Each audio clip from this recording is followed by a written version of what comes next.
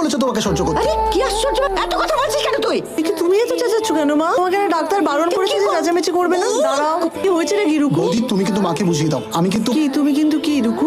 একবার তো বলেছো, হুমকি দিয়েছো তো যে বিয়ে করবে না। আবার কিসের হুমকি? হ্যাঁ কি করবি না মানে?